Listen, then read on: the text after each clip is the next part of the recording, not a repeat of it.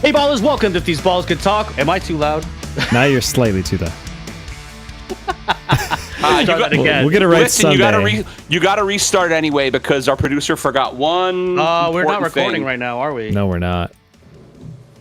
I'm gonna let Pete do it because he, thinks he has to. There we go. Now recording. Is recording an important part of podcasts? Slightly. I think it is. All right, and Mark. Hey ballers, welcome to If These Balls Could Talk, the podcast that's approaching its 100th episode. Yay!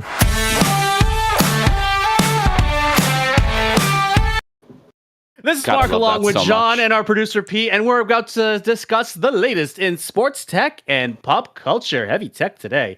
If you like what you hear or see, please like us or hit that subscribe button, or as I like to say, tickle that little bell.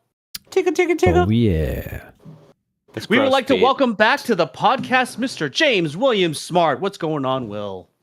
Not much. I was just Glad to have you back. just saying before the show. It feels like forever, but everything It feels is. like forever, so it's fine. It's been a minute. Yeah, it has Been been a minute. while. As the youngins say, it's been a minute. It's been a minute. No, I don't think that's a youngin' thing anymore, Mark. It's not because us yeah, old people have taken it over. Yeah. I think so. It's extremely uncool now, which is great. I used the word fire today to describe something, and it felt wrong. That is Yeah. wrong. Yeah. No, that's good, and that's why you have to keep doing it. You have to keep doing it because if the youths can use words to make us feel uncomfortable, we can do it too. That's yeah. Well, the funny So- thing is, I was with a man that was even older than I was, but I was also I was also trying to show another agent something, and she is like 22 or something like that. Oh, that's excellent. That's Pretty much a fetus. cross generational. Yeah. John, how you been? So I wanted to pick up on that just for a second. I literally, because I don't know if you've heard any of the Generation Alpha words. They're all nonsense, ridiculous words, and How I does hate them all. Generation Alpha already have words? Haven't they not been born yet? No. We're actually Liam and Jamie are not in the same generation, and Jamie is Generation Alpha. So Generation Alpha's already Okay. ended. So what is Liam, like beta? I think so. What's the next generation? Alpha Space, next? the final frontier. The space Generation Liam. Liam will have his own generation. But I told her yesterday. I Yes, told her he's talking his to own Melanie generation. yesterday. I was just like, "Your words are all ridiculous, Jamie. I hate them all." And Melanie was like, "You sound like your father." And I said, "Shit, I do." But I stand Kids by and their it. I do- slang. The damn slang words. The Ohio Riz. You just have to lean into it. You have to use those words, and you have For all to. Jamie's friends that are listening, I'm sorry, I'm uncool. You have to make them feel uncomfortable. That is just the way you deal with it, because otherwise it's like fun and cool, and then you start using those words, and it's like, oh no. She likes 90s music, so I think it's kind of a wash. It's the best decade ever. It's the best decade ever. I thought you just said We are decade. good. We in celebration of Now You See Me 3 coming out in movies this summer. Jamie and I watched Now You See Me 1 because I love heist movies and I love magic movies, and it's a magic heist movie and it's awesome. That The sounds first one cool. was good. So I'm assuming you're watching the second one next. We have already watched the second one. You already watched the second one. The first one is better than the second one. The second one not bad though. They tried to too do all this. campy. They tried to do all the same tricks, which got a little old. Yeah, But yeah. they're bringing everybody back for Now You See Me 3. So I've heard even Isla Fisher's coming back. Even Isla Fisher's coming back, and she's like Recently kind of divorced Isla Fisher. Okay, here's a question. I somehow missed this movie in its entirety. I've only seen like bits and pieces of it. Is National Treasure worth watching today if I haven't seen it? Does it hold up? Speaking of like heist movies. Pretty or much treasure anything Nick hunting Cage movies. does is amazing. Yeah, that's true. I guess the Nick That Cage falls factor in- automatically Just makes ask it. Scott. That falls Yeah, into the that's- Nick Scott's Cage gonna say yes. subgenre. Yeah, Scott no, will give his unbiased opinion on Nick Cage Yeah. movies. Yeah, and the Nick Cage subgenre is hard to beat, honestly. Yeah. I thought about today, because we went to Penny Lane again. I thought about today if the boss was there, asking him if he wanted to sponsor the podcast. Honest, but he wasn't there, and they were very, very busy. But I think I still might, because they make the best Italian ice I've ever had. Sure. And it's a small local business run by an Italian guy. And you guys know I love Italians. That's high praise. Yeah, that's high praise. Wait, John, are you Italian?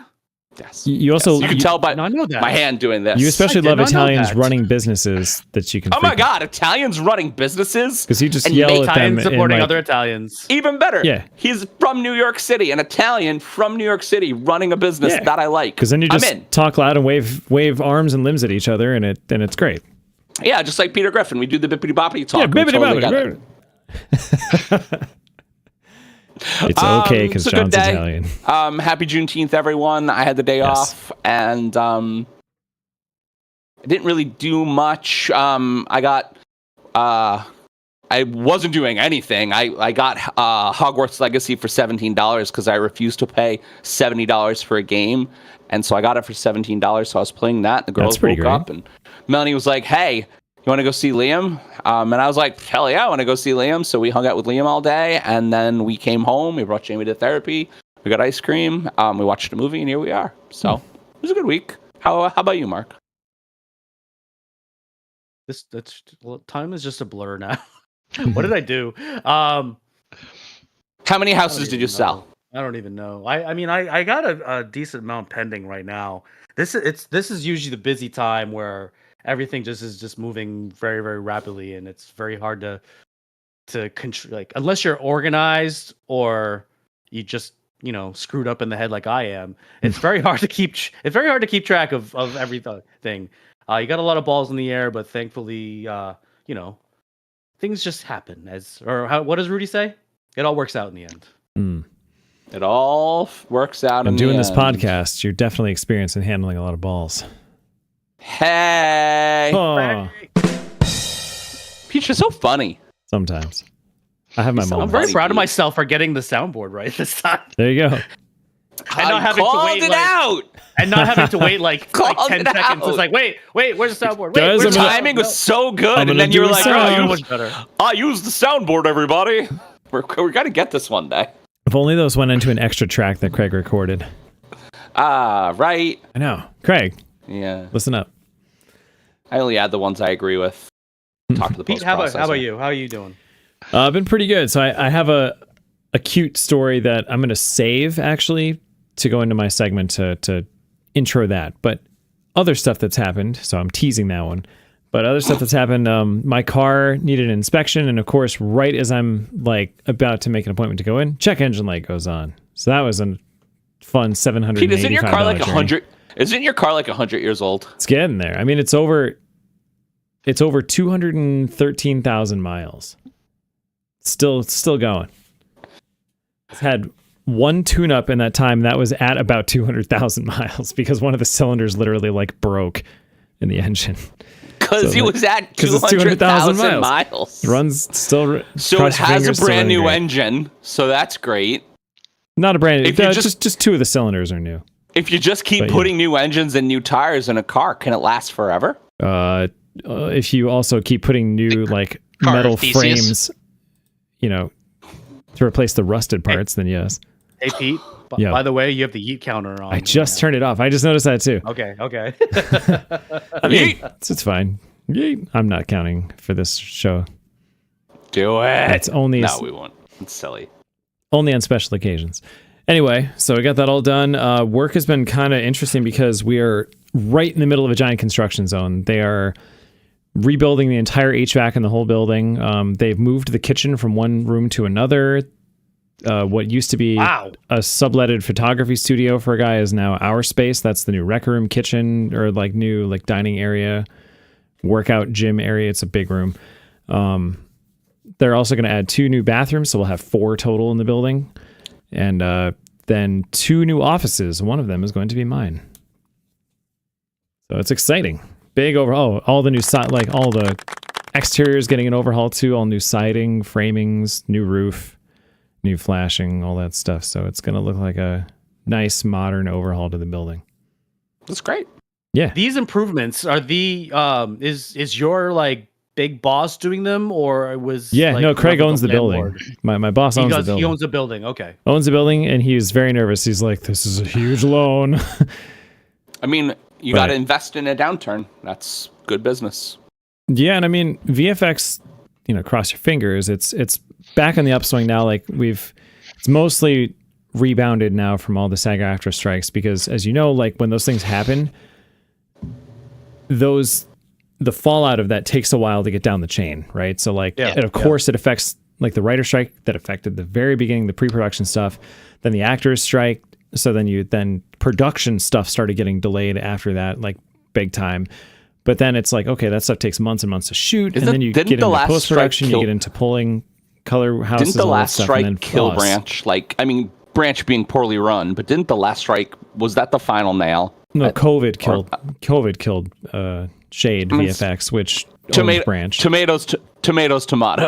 Yeah, I mean, everybody stopped filming stuff, so the second work stopped a shit ton of. It wasn't just Shade; it was like a huge amount of VFX studios closed because it's a high volume, results based, low margin industry. So if the workflow stops, everybody's in trouble. It's a good thing people fucking love TV. That is a true fact. They made did you guys see The Bubble? They made a show about that. It did. Mm-hmm. It was actually pretty funny. Was it? Yeah, it was pretty funny. I didn't see it. I just saw like an ad. It was a show about making a movie during COVID. It was ridiculous. Well, there is a movie coming out that I worked on a lot that is a Western taking place right in the middle of COVID called Eddington. So if you guys want to go see apparently the most controversial movie to ever hit the Cannes Film Festival. Everybody either loved it or absolutely hated it. And the funny part is, and of the people that hated it, half of them hated it for one completely different reason opposite of the other, right? Because so he managed to piss off all the liberals and the conservatives for this movie. That honestly sounds like my kind of movie. I think you might I feel like Eddington's going to be like The Daily Show. The Daily Show fucking kills everybody. It's a very, very like satirical, because everybody deserves take to be on fucking rocked right now. Yeah. So I encourage you guys. 67% on Rotten Tomatoes right now. You guys want to see something different and a little interesting and maybe even a little too soon, then go see Eddington. All right, I'm done advertising my own shit that I worked on. Okay. Hey everyone, why was the introvert standing near the radiator? Why, Mark? Why, Mark? Just trying to warm up to the idea of socializing. It's time for warm up your balls. That one wasn't very good. We need like we need like a giant pixelated graphical fire animation. Wait, have any of them really been that good? Have any of them? Some of them are funny. Yeah. During this segment, Pete will spin the wheel that will randomly select a question for our guest to answer, and then we'll repeat the rules that I just said. Are you ready, Pete? Yes. He knows better now. During this segment, we will spin the wheel and. Okay. Are we ready? No.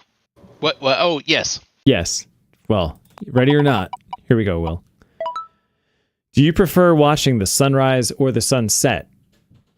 And I'm adding a thing to the question, which do you prefer to photograph? Hey. Look at this photograph. So when I can manage sunrise, it's great. But no, I like to sleep. So sunset. Okay, that's fair. Yeah, but Will, haven't we stayed awake until the sun rose the very next day, though? Oh, we have, but it hurts us now. Yeah, it hurts so bad. We do pay for it. It causes us physical pain for days at a time. Yeah. Yeah, I'd imagine that's what vampires feel like. Like if we stay up overnight and then the sun glaring at our eyes, that's like probably what a vampire would normally feel like in the sun. 100% worse than what the vampire feels. I probably burst into flames, yeah. At this point, if I pulled an all-nighter, absolutely. Oh, man. Straight to dust. What lens that you own takes pictures the best in weird light, like low or bright, like golden hour? What's your golden hour lens? So I do a ton of nature photography, which means that very good stuff. I might It's fun. Did you see what I got today? I got achievement unlocked. I got self-stacking turtles today. Oh no, I didn't see that one.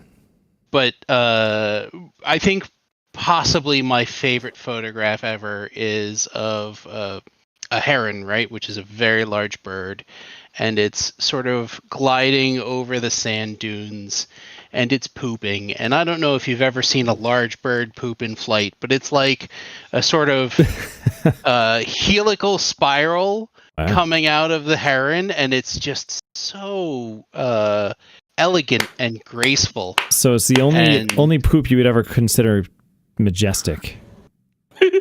Oh, that's not true at all. Nature is full of majestic poop. You just don't know where you're looking. I see. Yeah. It's hard to capture, but full of majestic poop. Awesome. I was at the zoo. I was at the zoo recently, and there was definitely an elephant just taking a massive dump at the time. I don't think elephant poops can be majestic at all. But when I think of a majestic animal, I think of an elephant. But when you see a giant maybe vial magnificently of elephant large. dung, Okay, but like, so you've got this elephant poop, and like, there's bugs on it or something, and then you get like real low, and you're shooting up from a low angle. You've got like a really shallow depth of field. It's during the golden hour. Sure, I'm not sure like where majestic. you're going here. That turns Okay. majestic, right? Like you just like, it's not about it's not. Pete, do the Jurassic about Park line. Focus. the subject. I know you remember it. What, the Ian Malcolm line? Yes, with the poop. Oh yeah, no, that is one big pile of shit. That's. I thought you were going to do the intelligent Ian Malcolm line, not that line.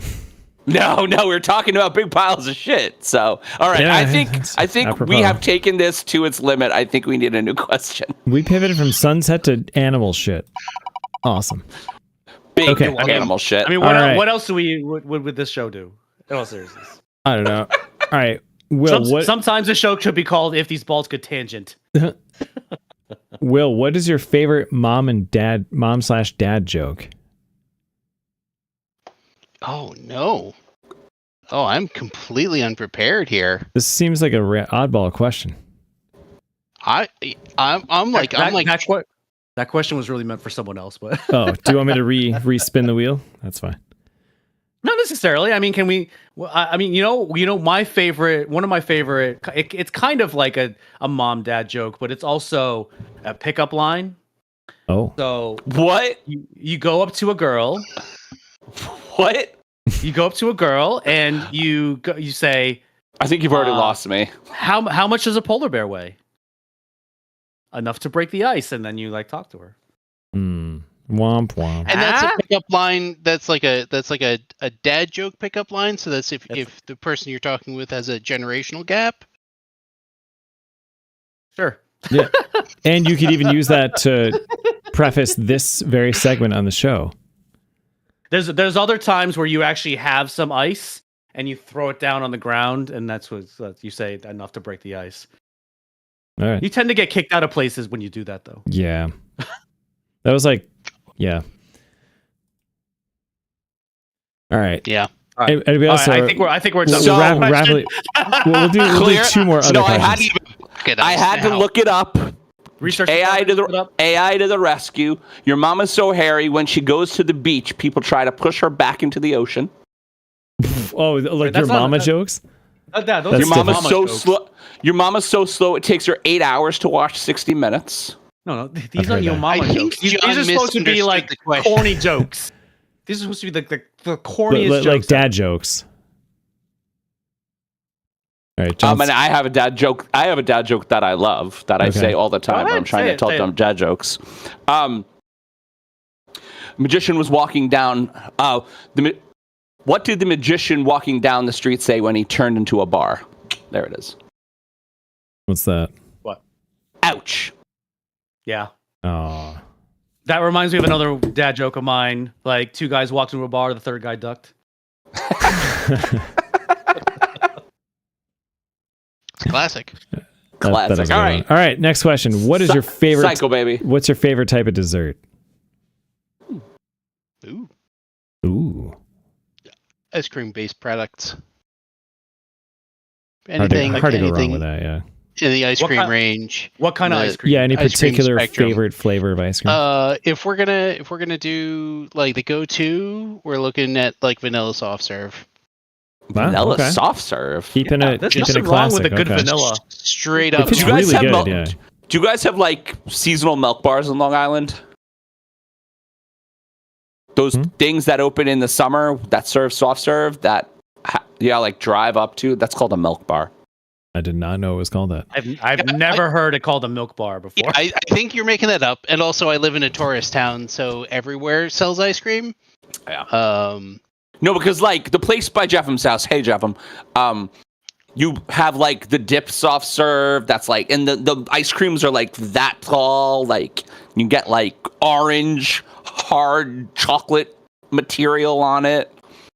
Like all the sprinkles, like more sprinkles than you could feed to an animal. That's the thing, right? Like if you go with vanilla soft serve, that's the perfect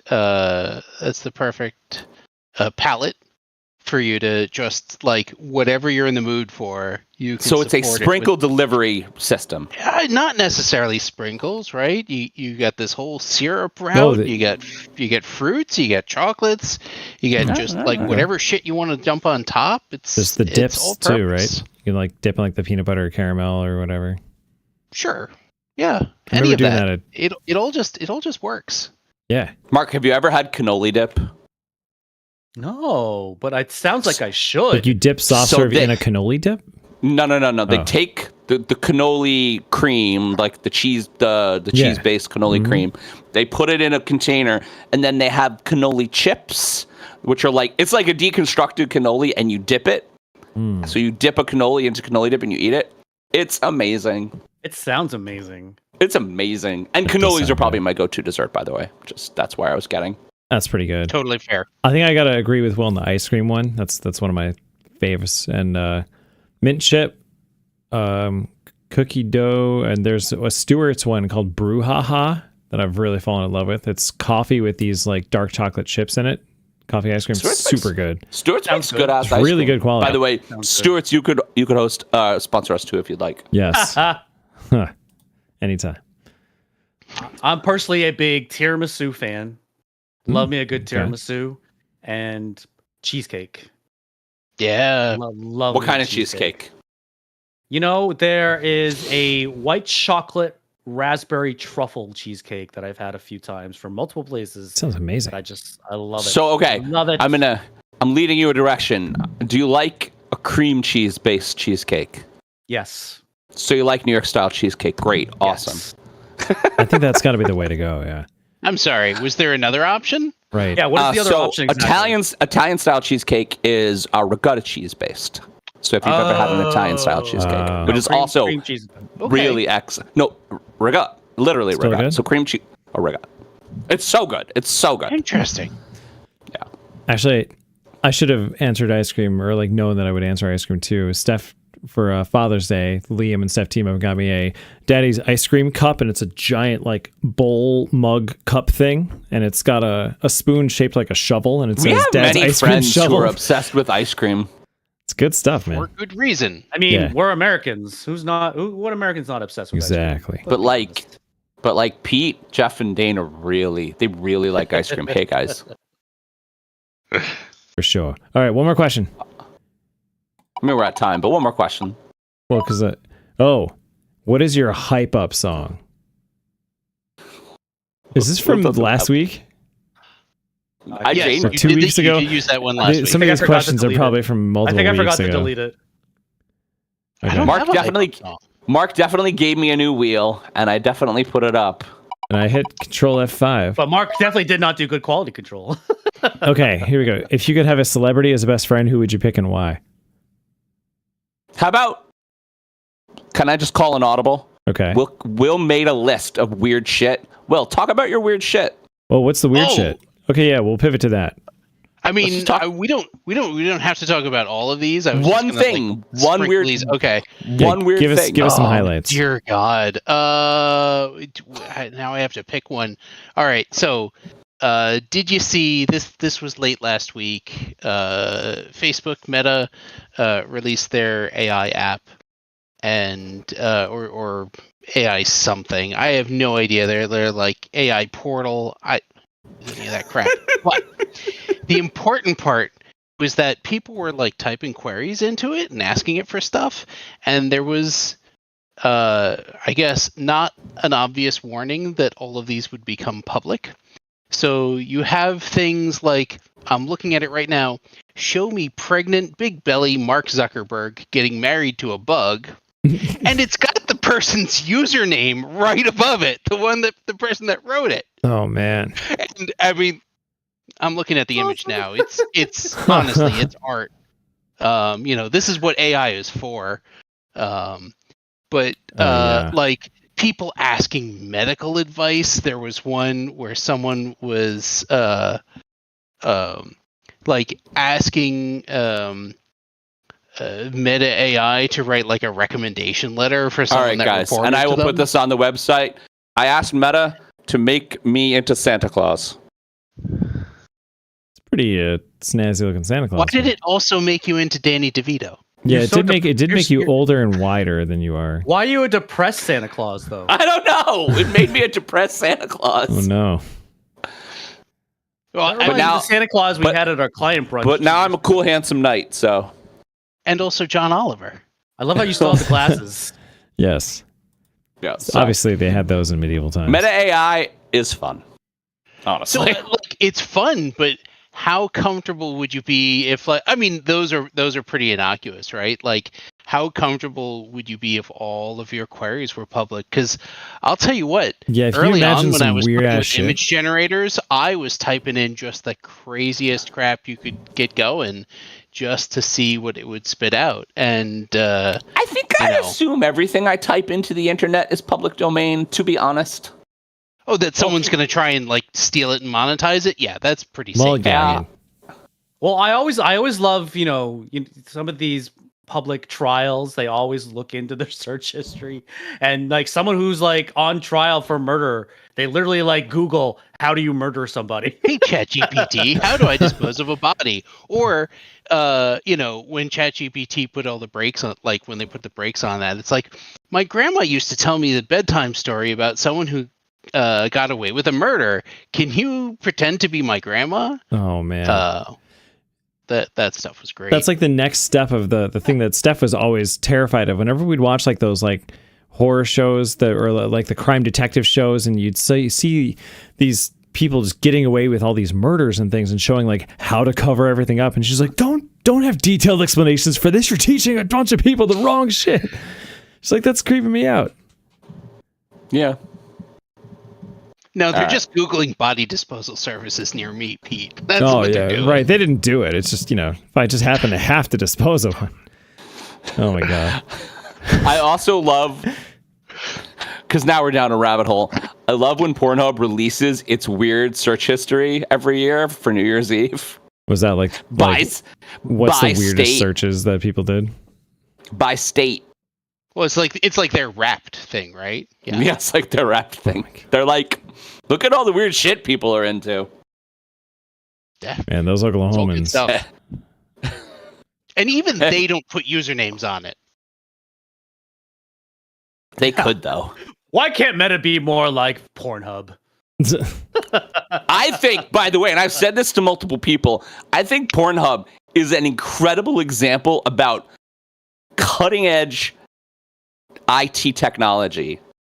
But I could talk about through the ages, hasn't sex always like been one of the biggest innovators of science and technology? The sheer massiveness of their throughput and their search, their databases, and the amount of high 4K video they push every minute of every day. Oh my God. I would like to see how not just the donuts were made in the back end, but in the front end, how the donuts were made. Be careful what you ask about. I think they do actually at least have like a curtain up in between. And especially don't ask to see how the sausage is made. Because like you just can't. The sausage. It's just the servers and stuff that's bad for the audio so you have to do sound. All right. We're down the rabbit hole, Pete. Let's get on with it. Okay. We started with Meta, we ended with Pornhub. All right, so and now we hand things off to Pete for. Oh. Ready? Bonus topic. Nice job, Pete. Okay. There we go. It's like the only time I get to use that. It's all amazing. Right. I mean, I could use it So the whole fucking show, good. but then you'd all be fucking sick of it, so I'm not going to do that. All right, so guys, this is what I was teasing earlier. So last football season, every night before a Bills game, I would read Liam the same book. It was called Good Night Bills, and it was it's a cute little book, right? And it's just a story about the whole city waking up and going to the football game, and everybody's super excited for the stadium, and It's Good Night Moon. it shows the whole game, kinda, but it goes through a whole Bills game. And of course, they beat the Miami Dolphins and a game-winning field goal, and then all the players go to sleep, and you see them all dreaming about the Hall of Fame and winning the Super Bowl. They and all win that at stuff. the end. They do. I mean, the Bills Bills win win a lot sometimes. lately. It is a fairy It's a tale. children's story. Okay. Wait, Sorry, that was all called for. I'm sorry. that's fair. But I mean, hey, no, the Bills win way more than they lose now. They've been good for like 8 years. It's not in the playoffs. They win in the playoffs too, just not But first round? against the freaking Chiefs. Pete, And the I second had round. to do it. I had to It's do okay. it. And the second if you round ask this last me, year. I live in New York. Like, there's no New York teams anymore except all for the good. Bills. So They're 2-0 against the Ravens in the playoffs. Anyway. Pete, focus. Tell your cute story. Out of nowhere, this book has been on the shelf, right, since the end of the season. I haven't really touched it. And all of a sudden, Liam just looks at it, points, he's like, eh? Like, what's that doing up there? And I'm like, he really wanted it. And he was like sad when I turned him away from it. So I bring him over and he reaches, grabs it, and he just starts leafing through it. He's like looking through it. And then whenever it shows like a crowd or like the game winning, he goes, yeah, like throws his arms. It's so cute. So this got me thinking like, man, the season is actually starting to get close. So this was going to be the lead into my thing of the Bills are on Hard Knocks, right? That's coming up like in a week or two, right? I think that's a big mistake. Well, they didn't want to be. The league pretty much forced it on them. They said, no, you're going to be on Hard Knocks. And they were like, oh, fucking A. Okay.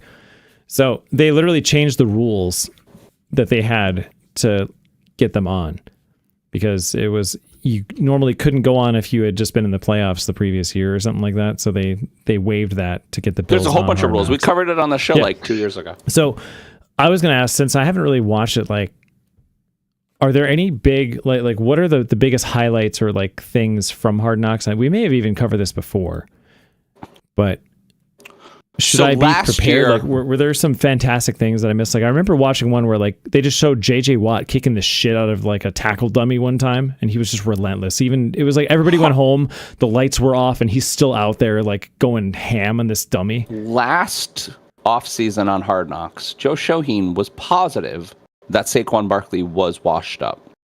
And we actually, on Hard Knocks, had the conversation where he was he was like, you know what? We're going to let him go. We're just going to let him do what he wants. He deserves it. We're going to let him go. And so Joe Shoheen, or Joe Shane, that is, should not have his job because he literally on national television. And He yet literally he's on still national there. television made the biggest mistake in the last, 10 years of football. Damn. I mean, it's a good show. It's fun. Yeah, and you so know? they have a training camp one, but they also have a regular season thing too. Is that right? They do. Okay. Hard Knocks has been getting a lot of ratings, so they've been making more teams do it. They're making a whole division do it, right? I don't know. I'm not sure what other teams are going to be on it. So the Jets. Yeah, I thought is the AFC North doing it? I think the whole AFC North is doing it. Yeah. No. During the season, you're saying, because the Bills are training camp. Yeah. But yeah. So I mean, I'm just intrigued. I'm like, I'm itching for this to get going. I just want to, everybody's saying this is it. The last year of the Bills Stadium, maybe just one before I die. There's a documentary coming out that Andre Reed, a Hall of Fame Bills wide receiver, is doing with the guy. Literally, the movie, the title is going to be One Before I Die. Like, come on, guys. Just want one. Mark's sitting there with what, 7 or 8 of however many ones Tom Brady won for the Patriots. What do you think they need to put them over the hump? Like, really? What's missing all these years of 16-win teams, 15-win teams, 14-win when teams? They inevitably, when they inevitably go, he's been getting better, though, I will say. His analytically, he's actually one of the most aggressive fourth down coaches in the league now, and his game management towards the end of halves and quarters has been more and more efficient each year. Did he fuck up in 2021 and cost them that Bills-Chiefs game with 13 seconds to go? Yes. That was completely his fault. But he has grown since then. The Bills has had no defense last year. So what do they need? Sean McDermott, yeah. They need to kick the shit out of Mahomes the same way Philly did in the Super Bowl.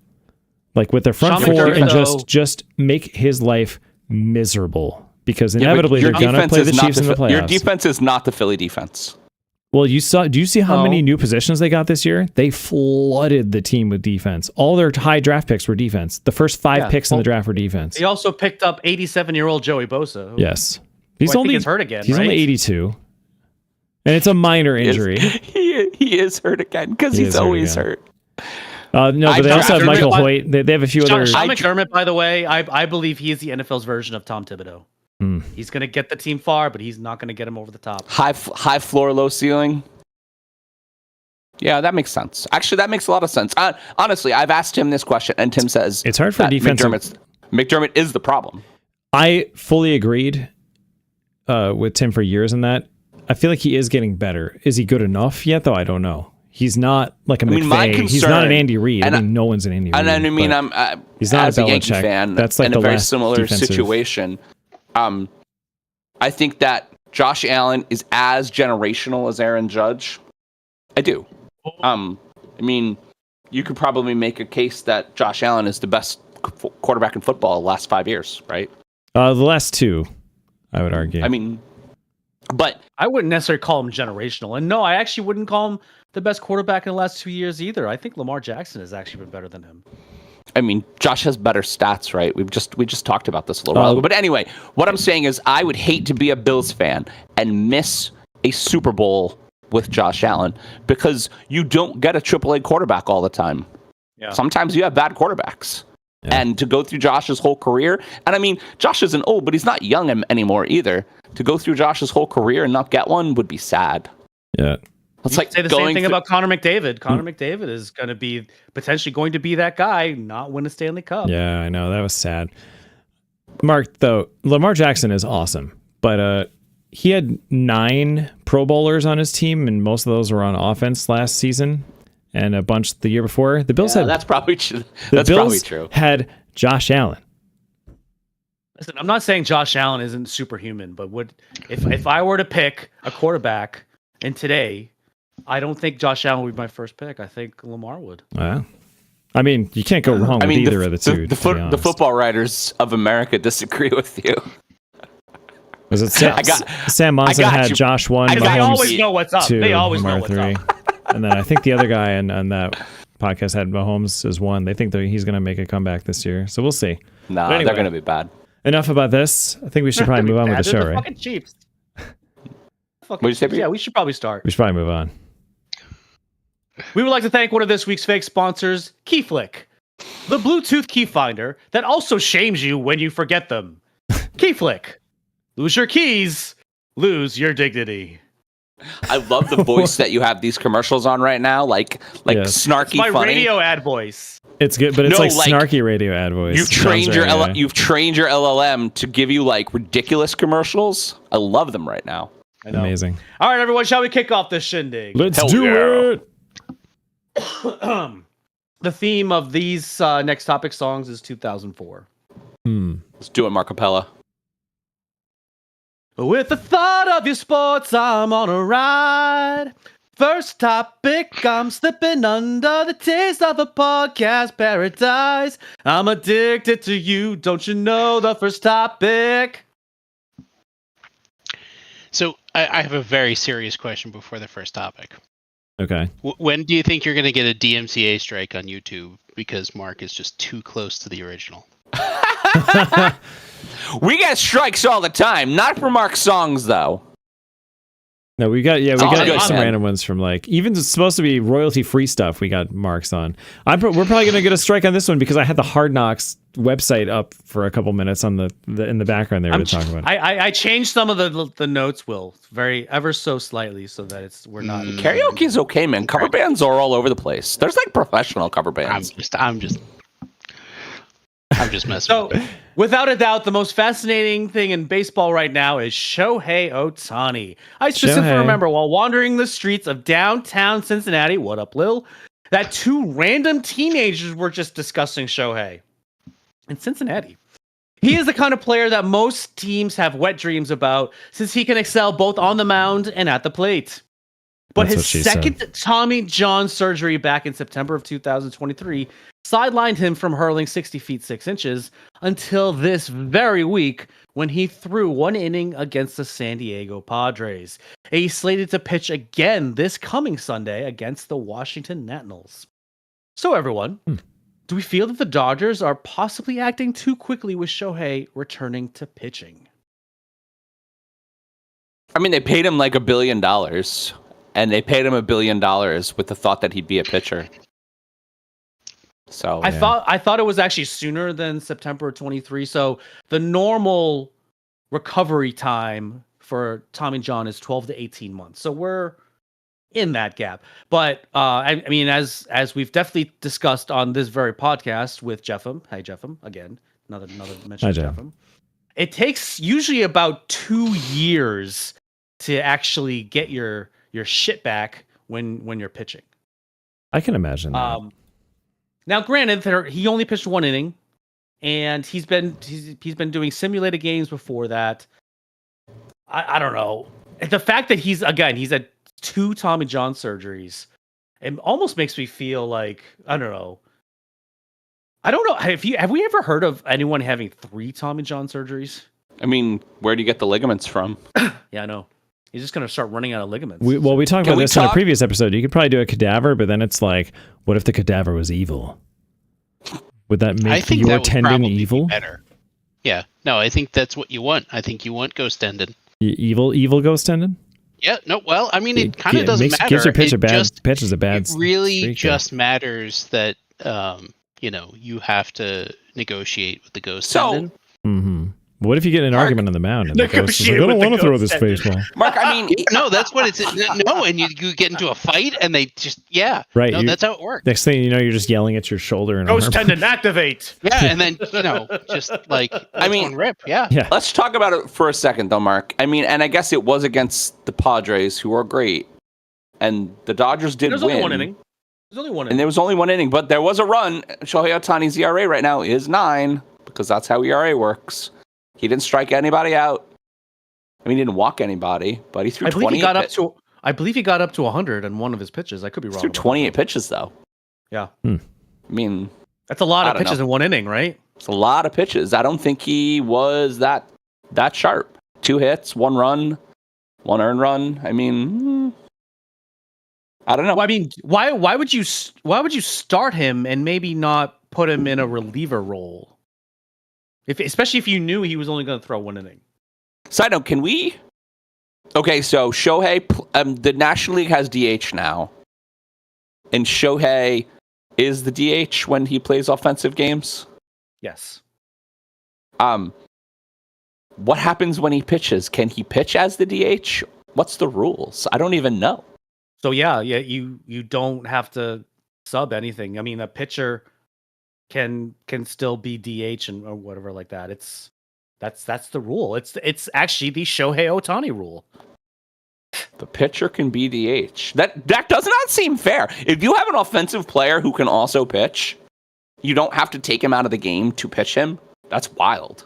Well, isn't that the thing? Because I mean, one of the things in baseball is that when you sub a player in, when you put a pitcher in, that the last player has to not play anymore. Yeah. Right.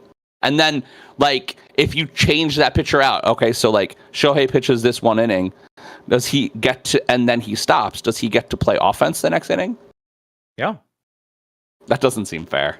Well, why? I mean, it's literally the Shohei Ohtani rule. Now, when you relieve a pitcher, you're any time else, you're not taking someone out of the batting lineup. So Sure you are. When you're not. when the National League had the pitchers hit and they were subbed. But that's not today, Jonathan. Jonathan It's Joseph Campagna. It's still unfair. Well, again, it's the Shohei Ohtani rule, and Hate whenever stupid someone Dodgers. has, whenever someone has another player that can do both at the level that Shohei can, come on, you know the Yankees are looking for the next Shohei. You know that they're Whenever looking for lightning their own strikes, version. whenever lightning strikes again, we'll be there, and we're at time. Abracadabra. That was a good way to end that. Motherfuckers. So, Mark, I do have a song to go with our 99th episode, but let me know when I can slot it in. Was it from 2004, Pete? But it's pertinent. Go ahead, Pete. Go ahead. Well, now I'm on the spot. I got to think of how to reword it real quickly. So, give me another topic. All right. Don't want to be an American idiot. Don't want next topic under the new media. And can you hear the sound of hysteria? The subliminal mind fuck America. Can we just keep going? Yes. Yes. So, in probably the biggest sports news of the week, and my only baseball question, I think it's become a pattern. The Red Sox have a history of giving up their franchise players during times that don't exactly make sense. So this list includes John Lester, Mookie Betts, Xander Bogaerts, and now Rafael Devers. I felt it necessary to leave it off the list, but we can also talk about Babe Ruth. CEO Sam Kennedy announced on Sunday that they couldn't find alignment with the homegrown star, and that he had been traded to the San Francisco Giants for pitchers Kyle Harrison and Jordan Hicks, as well as 2 prospects. So, is this trade due to friction between the club and Devers since the acquisition of third base free agent talent Alex Bregman, or is this the team's attempt to continue to grow young talent and turn the corner from the last of the 2018 championship team? Mark. All right, I need a minute. So I asked Mark if he wanted to ask this question because we obviously had to talk about it. They picked up Alex Bregman. Alex Bregman is a Gold Glove third baseman.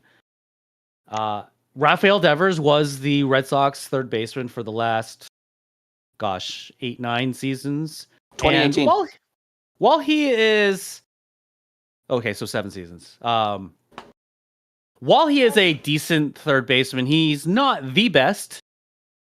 So it's definitely an upgrade to put Alex Bregman at third base.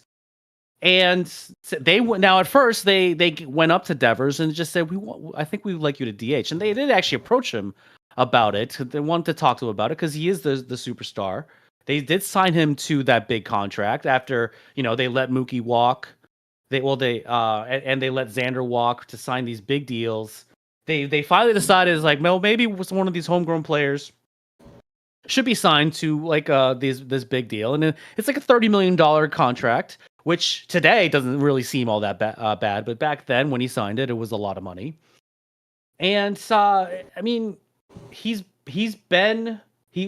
was nurtured and brought up by the Red Sox, much like a lot of their other players. And now they decided that, I guess they wanted to make the team better, but much to his dismay, they at his I don't know. Rafi just did not like getting moved off of third base, and he threw a little bit of a temper tantrum. Now, was he still performing on the field? Absolutely. Just to go over his offensive stats, 272, 15 home runs, and 59 RBIs. He's 5th in the he's 5th now in RBIs. This was after a terrible start to the year, too. He started slow as shit. He was 0 for 20 or something like that to start the season. He had a horrible April. He had one of the worst months of his entire career in April. But then he started performing. And so I don't know. I guess the Red Sox are thinking they're trying to sell high on this one. They did get some really good picks, our prospects, and some players. I mean, they're looking at their pitching staff, I guess, but much to the detriment of their offense because they lost a really good power hitting left-hander. Yeah. I mean, not maybe the best bat, but top 3 bats that you had on your team. He was definitely solid, and I mean, you could rely on him for and he could hit to all fields. The way beat the Yankees all the time. He was a Yankee killer. Yeah, the Yankee killer, Rafael Devers. I'm glad to see him go. It's actually kind of funny that he hit a home run on that Sunday against the Yankees. Yeah, fuck him. Yeah, he did. And the Red Sox swept the Yankees. They fucking traded him. They Thank swept God. the Yankees, and they instantly traded him. Perfect. Fuck that guy. Fuck my life. Perfect. You know. According to most of the internet Giants fans that I've heard, Kyle Harrison and the other guy are not great, and that they got the good end of this deal. I mean, it's easy to say that. Devers went into San Francisco first game, got 2 hits, but I mean, you're right. He's not a good fielder, but I don't think you have Rafael Devers for his glove. No, he was there for his bat. And his bat isn't. I think they're clearing money. I don't know if it's in the precepts of a rebuild or in the precepts of building more broadly. Obviously, they've been bad for a couple of seasons, and so I think maybe I like the path. I mean, as a baseball fan, I like the path that the Red Sox are on. They're better than they were last year by far, and who knows? I don't know. I think it's shocking. You look at more things on the internet. There are many people, like Boston fans, who heard this trade and thought it was bullshit. Thought it was AI. They thought it was they thought it was a joke. They thought it was a. I don't know. I'm not over it. Not over it yet. I didn't think you would be, but we have to talk about it. Pete, you wake up one day and Josh Allen's just traded. And they get like a lot of, I mean, they got a lot of pieces. They know it was, but just not on the team anymore. And just like, what the fuck is going on? I'm just numb now. Just a thinking whole about lot it. hard. Yeah. Can we not even fathom this scenario? He's gonna have night terrors now. until he's 50 years old and ready to retire, and like doing some I Aaron don't even Rodgers wanna think about bullshit. it. Yeah, but let's wait till he's old and curmudgeon-y enough to do that bullshit. But for right now, don't get me started. I'm happy with that as a close. We're good. So He's all I got, man. Okay. Pete, you got your song ready, or do you need to go? Okay. This is really high for me, so bear with me. It's time for the next topic. We really hope it doesn't suck, 'cause it's for this episode, the 99th episode. 99 Love Balloons, love it. Well done. Yeah. So remote job interviews have become more and more frequent, especially since the pandemic. It gives companies an option to widen their search parameters to people that wouldn't normally interview due to geographical restraints. However, this opens some companies up to possible fraud and or scams. In a recent CBS News interview with Pindrop, who is ironically a company that actually helps detect fraud and authenticates callers, they claim that deepfake AI scams for video interviews have increased 900% in the last 2 years. In fact, they actually created a deepfake video of the interviewer herself and showed it to her. Now, the idea of deepfake videos with no regulation has turned into the Wild West, and we've definitely seen the results on the interwebs. So everyone, aside from face-to-face interviews, what can companies do to safeguard against deepfakes, and should there really be any kind of regulation? I mean, first of all, Yeah. I just want to point out that it's just completely wild and shocking that a company that is selling a product that prevents deepfake interviews, would claim that they've increased by 900% year over year, right? Like, You gotta have a problem for your solution to sell it. Sense. So like Shocking. when I look at that stuff, and like this feels like I have to do like a disclosure now, but I do work sort of adjacent to some teams that are thinking about this at work. I'm the skeptic. I'm like the AI skeptic. I'm like, hey, can we find a source for this stat that is not the company trying to sell us the product? And you can't, right? You can't. One of the other companies that I've seen that quotes a lot of this stuff and is pretty prolific in reporting and stuff is Reality Defender. And guess what they sell? Reality. They sell tools to detect like AI deepfakes and stuff, right? Wow. Like that's the business model. Convenient. So here's a question, Will. I mean, you of all of us to probably know the best for this. Like they're advertising, conveniently, right as these video interviews for AI things have increased 900%, we now have a tool that we're offering to sell. How many years does it take to develop something like that, do you think? Like, it's awfully convenient that they finished it just in time to combat this stuff where a few years ago this wasn't not very a thing. long at all. I guess, something that works better than chance, or something that actually works effectively. Because if it were to actually work effectively, I mean, look, you don't know. The sort of the research that I've seen around AI, like AI detection in general, right? Like just across the board, and I think most of the academic research is on text. It's not great. Those tools are not great. They don't work with 100% certainty because like the AI's whole shtick is we are going to generate the thing that is most likely to look like what you would expect, right? So either it's a person and they nailed it, or it's AI generated, right? Like there's all these horror stories about people where like English is their second language or something like that, getting nailed by these AI detectors just because it looks an awful lot like that thing, so it must be that thing. So yeah, this stuff is really tough. Have you guys ever seen the AI eye contact tools during meetings where it makes you look like you're always paying attention, but it's demonic?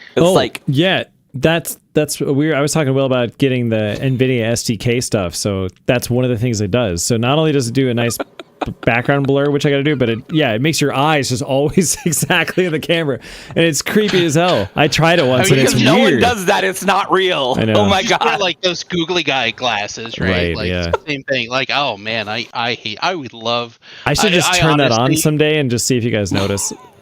I honestly, I would rather see the person like getting distracted and like looking up. So, interesting story about this. What happens if you turn too far? The eyes just keep going like right on the ears. Yeah, we're hiring for 2 positions at work, and hundreds of resumes, and like I try to be objective when I look at resumes, but at hundreds of resumes that make it through the initial filter, it's really hard. So I look for like really specific things, like I look for specific education, specific job history. However, what's new is that some resumes are perfect. You're like, too good. Weird. And they say keywords. You're like, oh wow, this says words we had in our job posting. But there was one recently that had like a little subtext next to it. And I was like, well, that's weird. I zoomed the subtext and I was like, oh, that's a watermark from an AI resume builder website. Ooh, I'm like, shit. well, fuck you, you're out. Nope. I mean, look, it's a hard problem. I was hired remotely. I met my boss for the first time. I mean, don't you work for a West Coast VC? Like, yeah, literally. Well, I've publicly. It's not a VC anymore, but exactly. Yeah. But yeah, I met my boss for the first time at a conference. Right? Like, amazing. Oh, hey, this is how tall you are. Right? Right. But wait, was he as tall as you thought he was? Yes, he was. His height did not surprise me for some reason because I think we're about the same. Anyway, so there's a lot of this stuff. There's a lot of this stuff that goes back to banks. A lot of this fraud, like you think the hiring fraud is bad.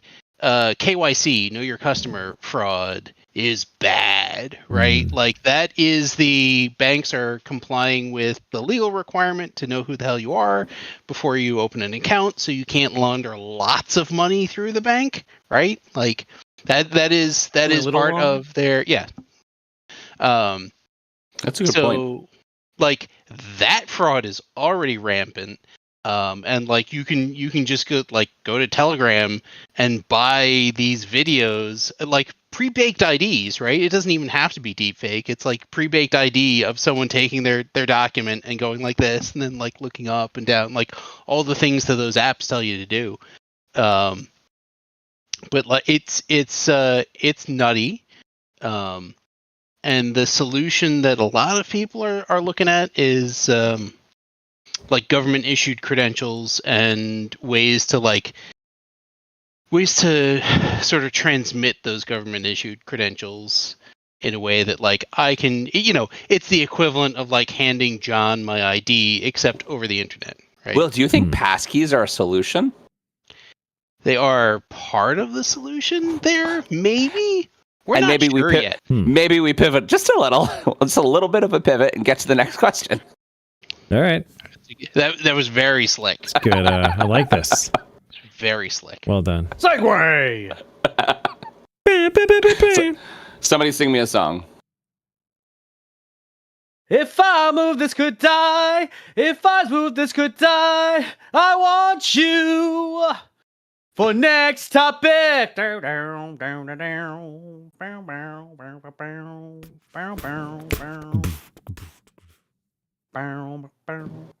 It's really good. Really good. Just really going. good, man. Love it. All right, so to continue on this IT security talk, on May 23rd, it was reported that a frightening 184 million passwords were compromised in a massive data leak. Our researchers now have confirmed that the number has grown to over 16 billion with a B login credentials, including passwords. Google is now telling people to switch to passkeys, and the FBI is warning people not to click on links in text messages. With stolen password sales becoming big business and the general tech consumer becoming less savvy, does our privacy and internet presence stand a chance from being compromised? So with 16 billion passwords lost, what is the next steps for worried listeners? Okay, so the first step is to just ignore that 16 billion number, because I mean, that's what I'm More doing. than there are people on Earth. because somebody ran that somebody ran that to the ground this afternoon and discovered Oh, really? Yeah, and discovered that it was just someone reporting on the total number of records in like a collection of breaches, because like that's what these people do. They'll take breaches and they'll like normalize the data and then sell it as like one big chunk and be like, oh, we're selling 16 billion logins. So kind of the same way that we were talking about, like the person selling the solution is sort of hyping up the problem. This is someone selling you passwords being like, we have 16 billion of them. And meanwhile, like, most of those are duplicates or like So the database is 16 billion, but these are not 16 billion unique passwords. Right. And it's not from a recent breach. Like, I'm sure that 16 billion contains like the Ashley Madison leak from 20 years ago, right? Like that's what's in there, right? So when these criminals and like these businesses, right? They're businesses. Yeah. They just like roll all this stuff together and it's like, we can release the mega pack. It's got 2 billion more passwords than last year. Right. This is the sitcom equivalent of they couldn't think of a plot for this episode, so they just did a whole compilation of a bunch of clips from previous seasons, and they threw them all in there. The 16 billion number is a clip show. Yeah. Gotcha. All right. Yeah. So semantics aside, can we talk about internet password security and breaches in general? Yeah.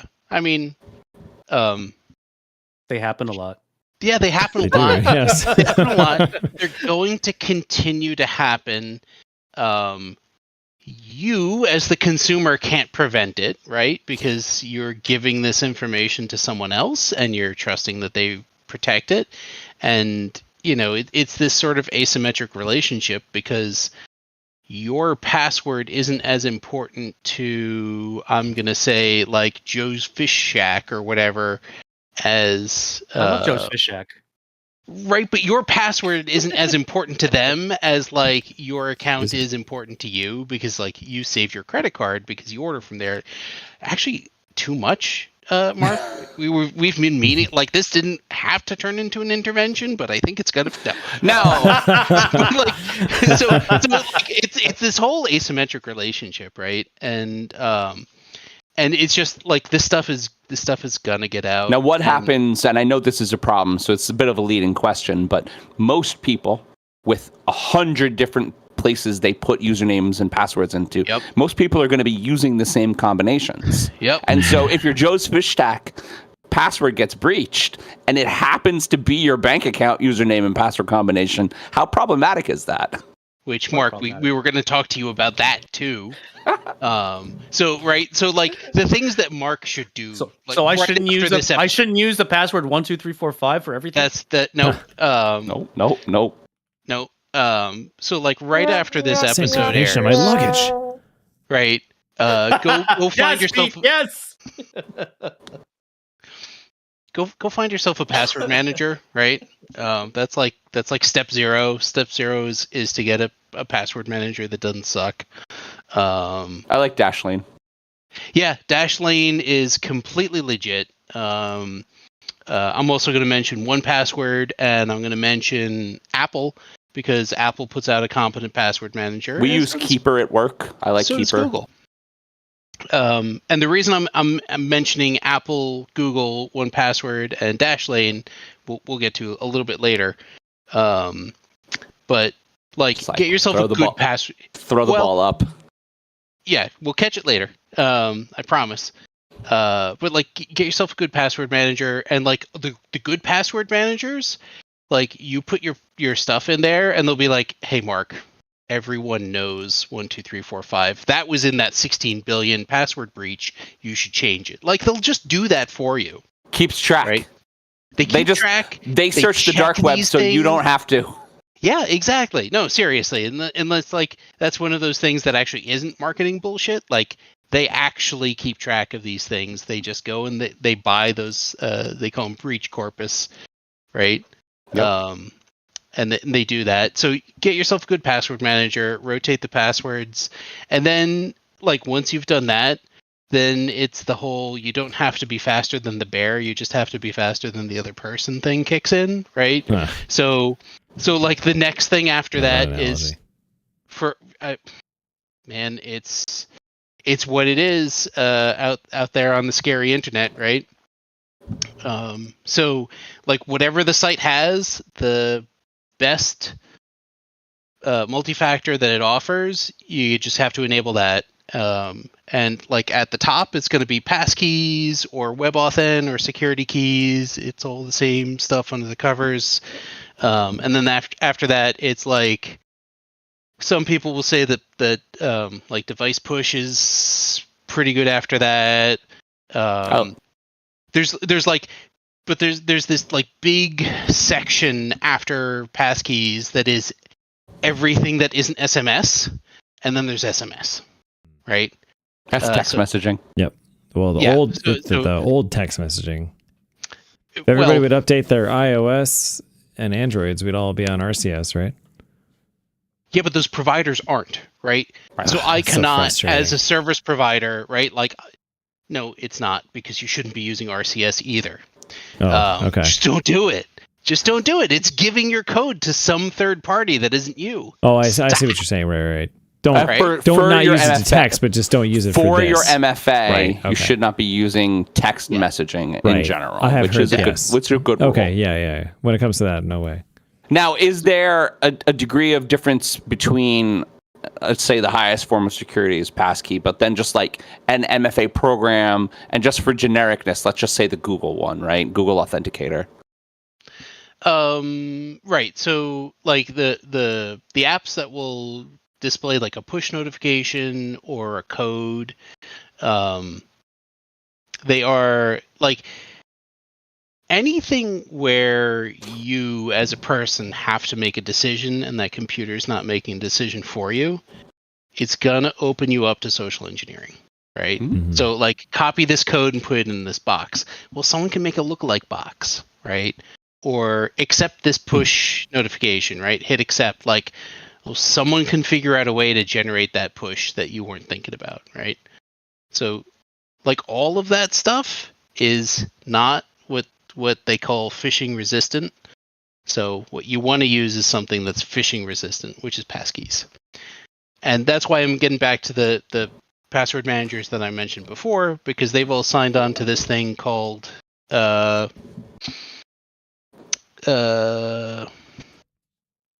CXP and CXF, which is a set of standards where you can actually like transfer your passkeys between providers. That's So it's super no cool. longer like I have my Google phone and it has all my passkeys on it and I can't move that to Apple.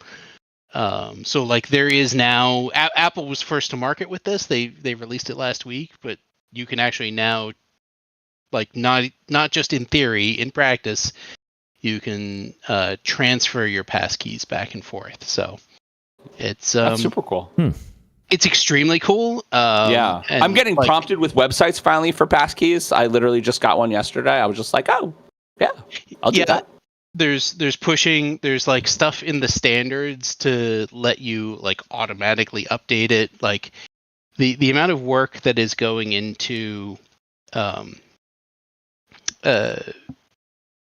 getting users secure, like without them having to do anything or make any decisions, is pretty Because they're critical. idiots. Well, but also, right? Like you being an idiot costs that company money, right? Like Right. like every time Mark has to call Joe's Fish Shack because You know, why do we keep forgot his- picking on Joe's Fish Shack? Come on. because he forgot his password. Poor Joe. Poor Right? Joe. Well, yeah, poor Joe, because now his fishmongers have to be resetting your password and not Fishmongers. filleting fish. How did we get on this topic? Now, I'm just going to not say sure. for Joe's Fish Shack, both in Australia and Puerto Vallarta, we're not talking about you. No. Yes. All right. First of all, I loved how you looked that up. Secondly, I love how this is. Yeah. I love how this is kind of turned into a TED talk for Will. All of a sudden, I literally made it that way. I was like, Will, talk about the thing that you know about. Here are the softballs. Hit them.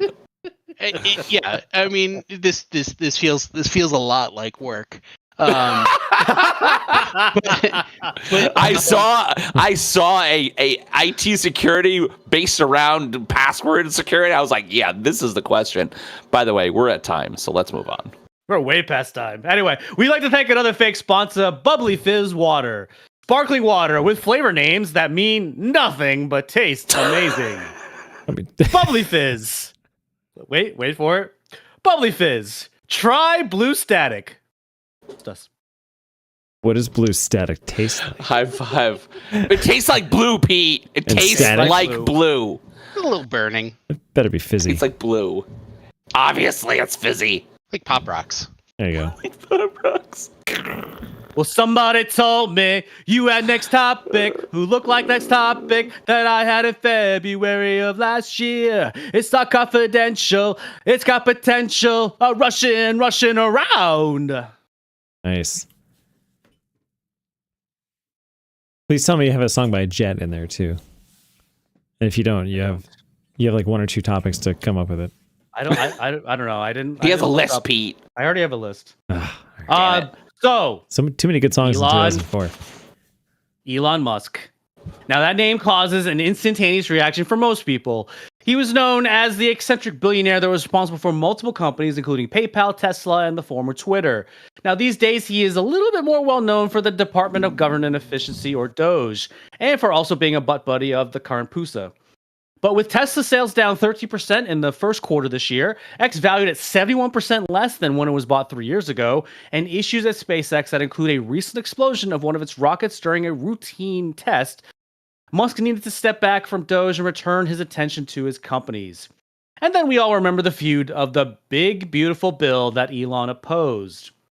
So everyone, can Elon Musk restore his reputation? Or is he fucked? Does he care? I think he does a little bit. And I think the only reason he cares But he's is because he's an autistic narcissist. Yeah. I think he cares a little bit because people are burning Teslas and car dealerships, right? Well, I think he's kind of fucked. At least I mean- reputation-wise. I mean, he's going to be rich the rest of his life, but here's the deal. I think he's too rich to fail. Who cares? Who cares if Tesla goes under? He bought They say Twitter. the same thing about Bernie Madoff. He bought Twitter for it to burn because he literally bought Twitter as a political tool. No, he just bought it for fun. Make his He bought it for- everything. he bought it for his fun. everything app. His everything Yeah. app. That's important to him personally. I think that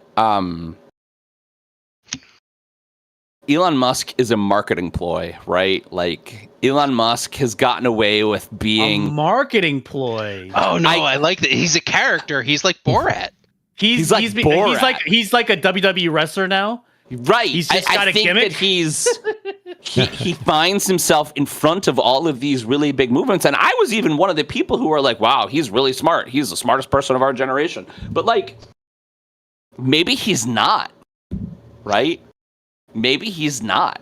And I don't know what that even means because we need smart people. Like we need a company run by smart people to get us to the moon in the next, let's just say 1,000 years, because if we don't, the human race is going to die out because they're going to explode.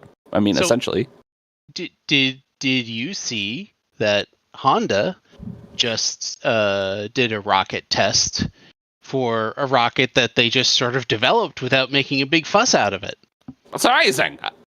Right? And like, so would you rather go into space in a space Cybertruck or a space Civic? If I don't know. your space car, right? If you die, if the space car breaks down, would you rather the space Civic or the space Cybertruck? Civic all day. Yeah, Japanese I could build me any vehicles they wanted. They make great vehicles. Yeah, when I It brought doesn't matter where the vehicle goes. They're having trouble with. I mean, they're having trouble with moonlanders.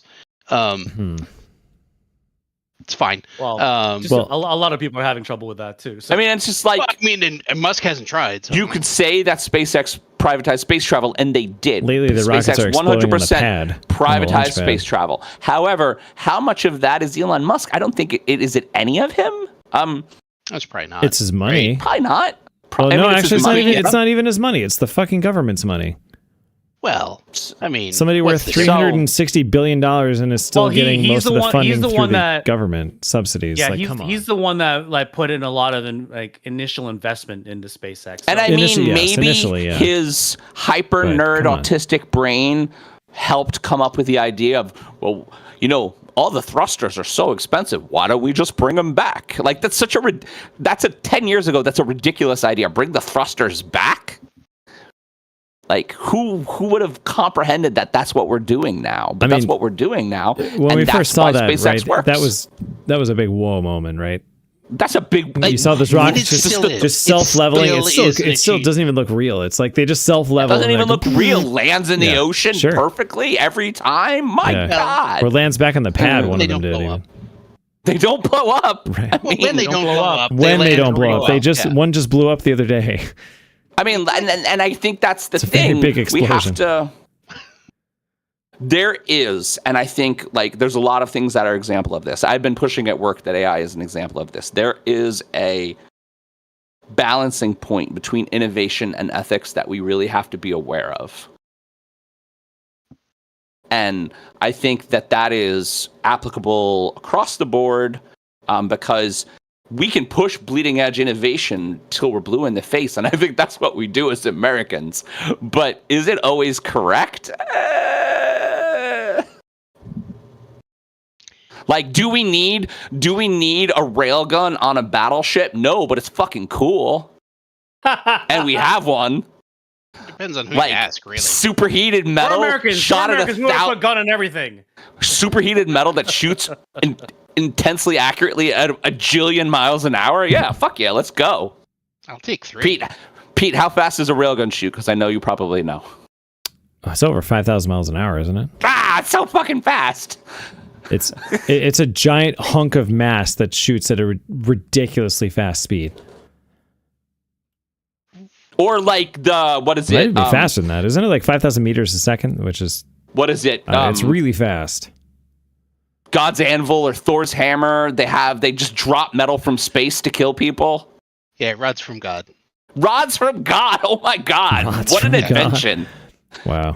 Yeah, no, you just drop a piece of rebar and it does the rest. Just John, drop to your- it from a satellite. To your point, about are all of these things necessary? I need to go to the other Dr. Ian Malcolm Jurassic Park quote that I wanted to say earlier, which is, yeah, but your scientists were so preoccupied with whether or not they could, you didn't stop to think whether or not they should. I say that all the time. Yes. Just because you can doesn't mean you should. Right. Tech 101. Really, truthfully. I love this tech episode. I'm so excited. Gotta have a tech episode every once in a while. What better person to do it with than Will? Literally anyone else. No, no, I don't know, right? Like it was important that SpaceX did what it did, right? Yeah. Like that was important, and it like even people that don't like Elon or don't like SpaceX, it's really not fair to minimize what SpaceX did because they made serious good progress. A lot of great engineers, I'm sure, that work there, that really dig this shit and are smart. I mean, that is a generational accomplishment. That is something that will alter the course of human history, for sure. I feel like if he wants to actually legitimately restore his reputation, he should focus on what SpaceX does and what it's been doing. It's a lot better than other companies. Like Boeing's been trying to do the same thing, and they're just failing horribly. I mean, I would almost even partially, Cybertruck aside, because that's a fucking shit pile, but argue that the idea of a $30,000 electric car was really good. People there is a market for a $30,000 People will buy electric Teslas car. again. People will buy Teslas again. But now you see this market where there are legitimate competitors to Tesla and they're doing pretty well, right? So Rivian. I mean, it's Tesla's not ahead of everyone else, though. I mean, yeah, there's some good EVs out there. They're ahead of everyone else with like the brand recognition, right? But like there are serious competitors now to Tesla from traditional car companies. So, that's why I brought up the Honda thing, right? Which is maybe there's now Says the guy who owns an Ioniq. Shut your mouth. No, I do not. No, Mark owns an Ioniq. I'm the one that owns the Ioniq. Right? But maybe we're moving to this phase where the like move fast and break things of SpaceX and or rapidly unscheduled disassemble things of SpaceX isn't the thing anymore, right? Isn't what's going to move us forward anymore. So, what wasn't this supposed to be about Musk cleaning up his image? Because that's been in the trash for like Welcome 7 to years. If These Balls Could Talk, Will, and we should move on because that was great. Perfect. Amazing. If I could find you now, things would get better. We could leave this town and run forever. Let your waves crash down and take me to the next topic. I was where's the topic? Oh, there it is. So from one megalomaniac billionaire to another, Zoox, an autonomous vehicle startup owned by Amazon, opened a serial production facility in the San Francisco Bay Area this month. Once at full scale, the facility is set to produce up to 10,000 vehicles a year. Amazon plans to start public testing in Las Vegas and the Bay Area later this year, and other cities, because that's how you test an electric car, or an autonomous car. Mm-hmm. So have any of us driven in a self-driving vehicle, and would we? Do we think that the future with fleets of Uber-style driverless ride-sharing is coming? I mean, yes. I haven't been in one, actually. Yeah. I have not. I haven't either, but I would. You I would? mean, I've been in a regular taxi in Vegas, so I think I just saw a story kind of researching this topic where a woman got in a Waymo in the Bay Area, and the Waymo, she won a contest for a free ride to Disneyland. She was in San Francisco. From San Francisco? She That's won a a long contest way in that. on her commuter drive to go to Disneyland. And so the car brought her to Disneyland. Huh. And she called support and they couldn't stop it. So she literally 7 hours later took a picture at Disneyland. She was like, brought me to fucking Disneyland, you guys. That's amazing. I mean, this is the kind of fucked up shit that's in our dystopian future. Uh-huh. Hey, But I love the they made a idea of show- self-driving cars. isn't the Yeah, whole premise of the autonomous show cars is definitely the way upload of the about how a future. self-driving car got hacked and they like murdered a guy with it? Yeah. I mean, the Purposely got him in an ability accident? for crime with self-driving vehicles, but like, Yeah. I I've think seen we footage of a all- bunch of them failing these tests, or like not stopping for school buses and just like pedestrians running out in the street, they just run them right over, like over and over and over again, failing the same test. Well, that come woman on. who got killed It's not by ready yet. a self-driving Tesla, the argument was that the camera was the picture, like it was too dark, but like It was nighttime. Yeah. That Well, was guess that's the what? fucking It gets that's dark the at night. reference I know. frame. It gets dark at night, and I mean the cameras have to be. They have to be perfect before we can go. But like that there's was too many. At least as good 8 as years human ago, too, eye though. for wasn't it? That was a low long light time ago. perception. Yeah. Well, then there's another argument. There's another problem. The problem is, no matter how much we drive, we get into situations like Pete did many years ago, where he decided it was either kill a bunch of ducks or crash into a car, Oh Right. yeah. Yep. and he had to make that decision. He killed a bunch of ducks. I killed a bunch of ducks. because sorry. he had to, Sorry, ducks. right? Murderer. I know. But like, how does the algorithm, and let's just say it's AI, how does this AI algorithm judge the value of life when it has to make a decision? Gets Well- even worse than that. Will the autonomous car be able to see the ducks? To be fair, I think it was only one duck that I hit, but it was a big one. It was a big fucking duck. It was really big, or maybe it was a goose. It was whatever it was huge. So it was a federally protected sandhill crane. We all know it. No, well, This is what- The statute of limitations that happened more than 7 years ago. It was a- Why this is what I hate about the whole kind of mantra around autonomous cars. Like, yeah, when one of them kills someone, then it's a big story. How many fucking people died because of a drunk driver though? all the time. Yeah. Yeah, all the time. Like, why isn't that as just as big of a story as an autonomous car? Well, I mean, that person should never That's drive the reason again. why we need autonomous cars, is because people are the fucking worst on the road. Today, I saw the aftermath of two terrible accidents on the road. They were both involved in a motorcycle too, and now That's brutal. listen. You could say who was really at that fall here: the motorcyclist who likes to weave in and out of traffic versus the driver of a car that's not necessarily paying attention. Who is really at fault? But you know what? That shit is happening all the time with people behind the wheel. And that's not that big of a deal. In fact, if I look at the local news tonight, probably didn't even make the show at all. But everyone wants the to sad report part of it, on the yeah. autonomous car killing one person. It's like, yes, they're both tragic, but how are they, in some respects, how are they different? And I would one love- is happening more than the other. Yeah. I would love a world in which car manufacturers of autonomous cars spoke to each other, and there were shortcast networks, so all the cars knew where That's all the how it other has cars to happen, are. right? Mm. That's how it has to happen, right? They have all to be know able to where talk to each everybody other. is. Yeah. They all have to be able to talk to each other. That's the only way that a network of autonomous cars is going to work. Okay, so check this out, right? But that's dangerous too. This is the solution, right. right? So what we do is we have these special roads, right, that only autonomous cars can travel on, right? And then we make the autonomous cars travel like they have to travel at a specific distance behind each other, right?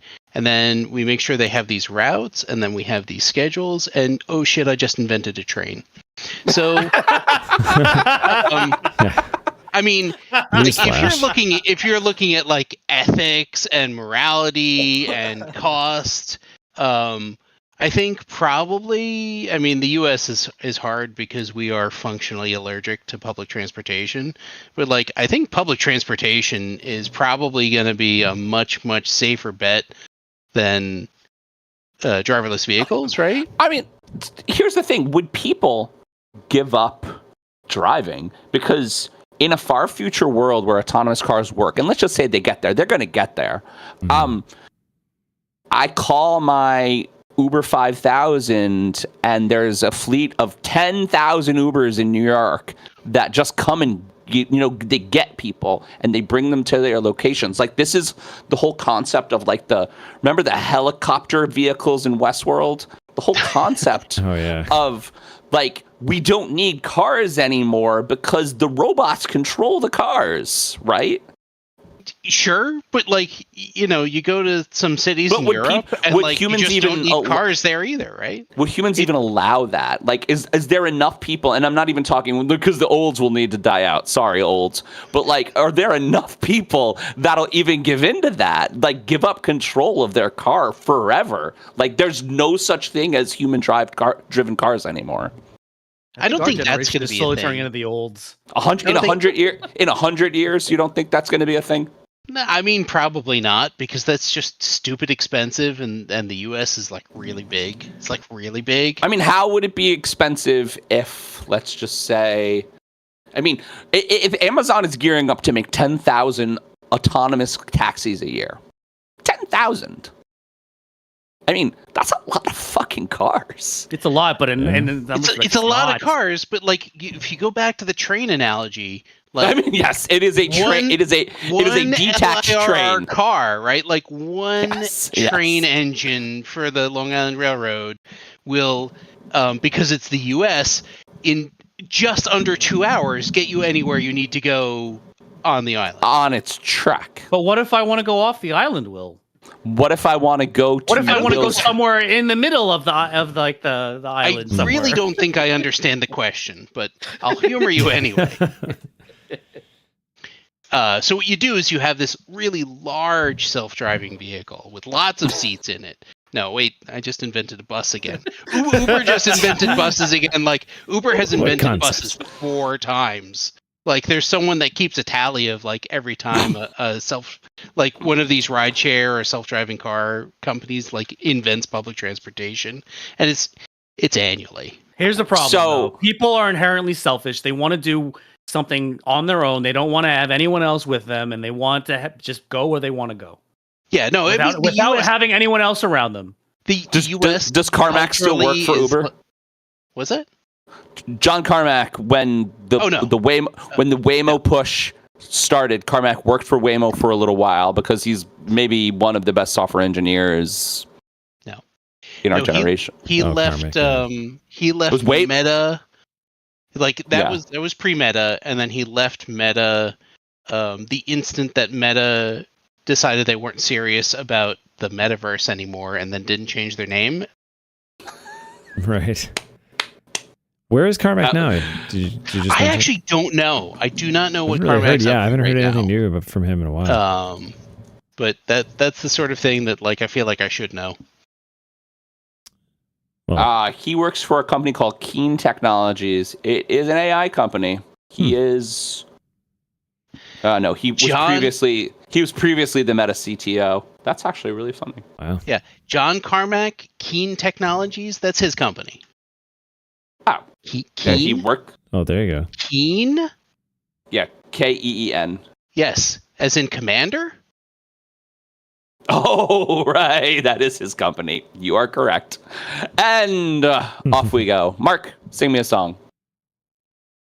If I was next topic, na na na na na na na na na na na na na na. See, I'd have all the topics in the world if I was next topic, girl. Bum bum bum bum. I love that song. Nice. I know you do. Your wife loves that song too. Mm-hmm. And song. now it's time for a throwback. So we all remember the athletic contest back in the late 80s and early 90s known as American Gladiators. With some of the gladiators known as... With some of the gladiators known as Nitro, Turbo, Laser, Blaze, and Taser. All right, the last one was made up. The What show about was Blazer? kind of a precursor. Yeah, I was actually thinking of Dodgeball when I was writing this. The show was kind of a precursor to today's American Ninja Warrior. Now, Amazon Prime Video has decided to bring it back with Mike Literally not the at all. Miz Mizanin of WWE with The end will of be this its host, episode. and some of the gladiators will also feature former and current professional wrestlers. There's also a former Big Brother and MTV The Challenge person on it. Ooh, They will who feature is it? some of the classic Fessel. I guess Stefan. No, Fessy. Fessy. Stefan. No, Yeah. I don't know. They will I'm feature definitely some of the watching classic this. events like Gauntlet, Hang Tough, and obviously the Eliminator, along with having some new games where seemingly everyday people face off against enhanced individuals, whether it was genetic or otherwise. So, everyone, what are our thoughts on the American Gladiators reboot coming to America, Amazon Prime? I'm gonna watch it 100%, you guys- 150%. did you guys watch love the- American Gladiators? Did you watch the 2008 reboot of it? 'Cause that was pretty good. No. You stole my question. Oh, sorry, Will. So I was You can actually roll going to with it, ask. I was going to ask John if John was going to watch the new one with Jamie. Yes. I think she'd Yes, love it we because lo- she was a we big love- fan of we Ninja love Warrior shows. too, right? Oh, we also love shows like this. This competition reality show. Like that's our current bag because she's like almost 13. She watches some wrestling too, right? So this is like She loves perfect. wrestling. This is like really on board. By the way, my favorite American Gladiator game, I had to look up the title of it, was Assault. That's the one with the tennis ball That's what guns. they shoot, yeah. Oh, That yeah. game was fucking great because those balls came in at 100 miles an hour, and these regular people were literally running for their lives. Yeah, just getting while pegged by these things. steroided up monsters shot at them. Amazing. This American Gladiators, when I was a kid, always reminded me of one of my favorite Stephen King books, which was one of my favorite Stephen King movies, Running Man. Running Man, by the way, if anybody hasn't seen it, this movie is literally fucking exquisite. Arnold Schwarzenegger kills a murder hockey goalie. Like, amazing. Just amazing. It's really good. It's really good. It's very 1980s, and it's really good. Yeah. So, like, would I watch it? Yes. Do I think it's a great idea? Yes. People love nostalgia. Sure. People love the American Gladiators. Yeah, and I feel like Ninja Warrior is now kind of past its prime, unfortunately. Like, it was so good for a while. It's still good. It's People still love so... it. But, Pete, it's so different than American People Ninja still love Warrior. it. No, I know. But American Ninja Warrior But takes, it feels that niche of like, super people against incredible odds, whether it be obstacle courses or superhumans, right? Trying to compete to be like the last one standing, kind of. So I think it's sort of that I vibe. think- I think it feels I that think itch. that Ninja Warrior was more a symptom of a result of CrossFit. People were training their bodies in such Absolutely. weird fucking ways. It followed the people big have, parkour craze, right? And then it hit the Japan. parkour craze, and like these guys have like 150 pounds of grip strength. You're like could lift a truck with your fingertips. Like, Yeah, what like, how the do they fuck do is that? going? Right. How do you even do that? And yet you still see them like fail miserably at these insane obstacle courses that none of us could get through the because first crazy obstacle people in. make them. Like, we have 2 ninja gyms in Albany, a medium-sized city in America. Like, 2 of them. We have 2. So, See, I All feel right, like I have a question though, sure. and the question is, like, Pete mentioned the 2008 one. I had no idea it existed until I Googled American Gladiator and to see like how long the original run was, right? And I think you could probably say the 2008 one was a flop because it lasted for 2 seasons. It lasted. I thought I it was didn't 3 think it lasted that seasons. long. Yeah, I didn't no, think it lasted I think that it was long. 3, but it was pretty So I much think it done was by like- the end of the second season. Like It was like 1.5 or something like that. Like they cut it short. It was not a large number of episodes. the first season was really good, and then it just kind of they didn't make it interesting from there. So here's my conspiracy theory here, right? Like, and I don't know if you remember what like movies were coming out in 2008, but there was a lot of like what I'll label as geriatric millennial nostalgia bait, right? In 2008. Like that's what they were pushing out, and what is American Gladiators if it's not that? Yeah, I mean, that was on when we were growing up. But I think the reason why the 2008 one flopped, and the reason why I think the Amazon one has a chance of success, is that John is going to watch it with Jamie. right? Yeah. Like in 2008, like, okay, let's be real. I'm not going to care about this one either. But like, John, what the hell were you doing in 2008? You weren't watching American Gladiator. So I have a theory on that I wanted to talk about. I actually have some knowledge about that, but go Network television is not prepared for a ridiculous variety show in 2008. I think that right now, streaming has given us just this appetite for ridiculousness. Because we can have it, right? And I think that the ability to watch something like this whenever we wanted, because we're never going to I'm not going to fucking tune in 2008. I'm not going to DVR this show. Like, I'm not. Right. But will I watch it when I have nothing to do on a lark? Fuck yeah, I will. Hell yeah. But like, when did American Gladiator or American Ninja Warrior get big? 2014-ish maybe. Yeah. So it was that much. It was that much after that. Okay. Yeah, it was a while. Yeah, there was not. Well, like there was the Japanese one that was on G4 for a while, right? That got translated to English, and that got big enough to where they started doing it in America. But there were 3 seasons of American Ninja Warrior that never really got aired on national TV, and all it was a contest. The winners of the American one would get to go and participate in the real Japan one. That was literally the show. Until season 4, they're like, we could build the fucking Japanese course in Las Vegas, and that's when it became. Was so that it was televised NBC on Cartoon Network? No, NBC. No, it was on NBC. Well, when it really hit the way you see it now, that debuted right on NBC primetime, and it was the 4th season I'm not talking of the about show, the American one or I'm talking about. It might have been like it Comedy got Central super or something insane like big, and I used to watch it on syndication at night in college. Okay, what network that was that on? That was rebroadcast on G4. G4. Yeah, you remember G4? Yes. So, but it was ridiculous. I mean, and that like same Japanese Ninja Warrior like voice was the one that they brought to the NBC version. They did. Mm-hmm. I mean, and it had the Mount Mariota with the big fucking rope. I mean, they Midoriyama, took but yes. that, whatever. They took that same fucking thing. The same thing. It's the same obstacle. No, they climb rebuilt a huge rope. So wherever they were at the time of the Japanese one, they built an identical course in Las Vegas. And then, like the Japanese one, every year it evolved into something different. Like they always change it. And that's the spirit of the Japan one too. Ever take a chance on anything that even has a possibility of failing. So it got huge, and they're like, this is a winner. Because it's already a winner. Successful thing. Of course. Copy the successful thing. But That's it worked. great. And then they were like, did you see after that there was a Ninja Warrior in the UK and Australia and New Zealand and I love the fact that Brazil, like there was they popped up everywhere. Pete is the Ninja Warrior encyclopedia because I think feels like that's a big part of his personality actually.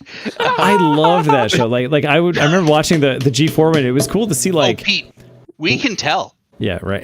We can tell you love that show. You think so? So the question for you, for the Ninja Warrior expert, is why did Ninja Warrior succeed and the 2008 one fail? Because it was a different show. So, I think G4. So all right, 2008. I there was actually some documentaries that came out about the about American Gladiators, about the original one, and then the reboot as well. That documentary is damning, by the way. Yeah, absolutely. So the 2008 reboot of it was kind of rushed.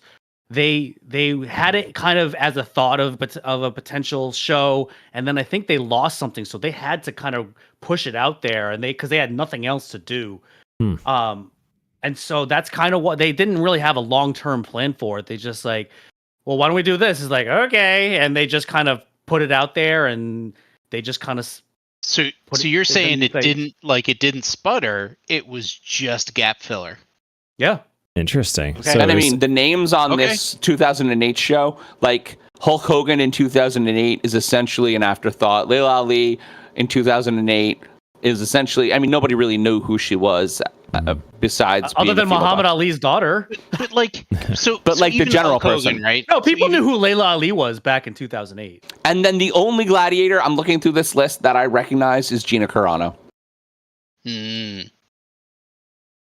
really? Yeah. I mean, I'm looking through the names. I don't know who any of these people's real names are. I mean, maybe I don't know a lot of There real was a names, guy, but one of the gladiators in the '08 one I remember was this wolf guy, and he just always howled at people. But that's about all I remember from the show. let's see. Matt Morgan, who was a TNA wrestler. I think bringing wrestlers on is a fucking stroke of genius. It's a great idea for this one. So, to answer Will's question really quickly, I think the reason why Ninja Warrior succeeded was because they really played on the backstories of the competitors, and they got the idea right. It is 100 competitors against the most impossible obstacle course anyone's ever seen, and they're all picking each other up. There's so much positivity in that show, and all the competitors are rooting for each other, not against each other. And I think it's just a kind of refreshing competition show that we needed, that we didn't really have, at least on American TV at that time. So I think they struck gold right at the right moment. And because they somehow they find all these competitors with incredible backstories, they kept the drama and the heartfelt moments going from season to season to season. And here's the other thing. Most of the seasons, nobody wins. So you're stuck like, oh man, maybe next year someone's going to beat that course. Is that before or so after the birth of the Ninja Gym?